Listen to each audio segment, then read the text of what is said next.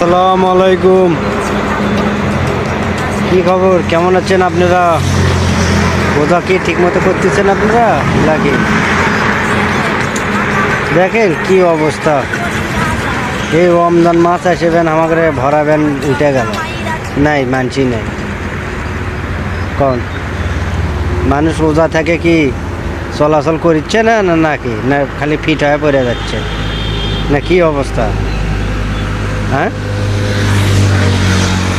কি অবস্থা, কোনো ভাড়া নেই, কিছু নাই এই রমজান মাসে। ও তাহলে এই রমজান মাসে যদি ভাড়া যদি লা থাকে তা কী হবে?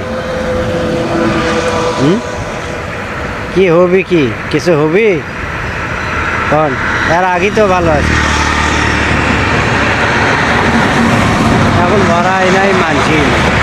কর দিনে 200 টাকা রোজগার করা যায় না, তাহলে কী হবি?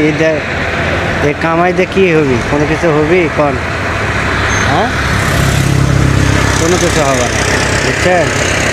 হোক, আল্লাহ যা এদিকে মাখছে তাই হবে, তার বেশি তো আর পাবো না।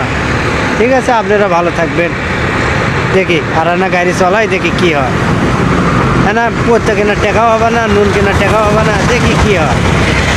ও নয় পড়তে পুড়িয়ে নয় আলু দিয়ে ভাত থাকা খালি সুদ না, কী করবো এখন বুঝতে না। তাও ভালো থাকবেন আপনারা। হ্যাঁ, আল্লাহ হাফেজ।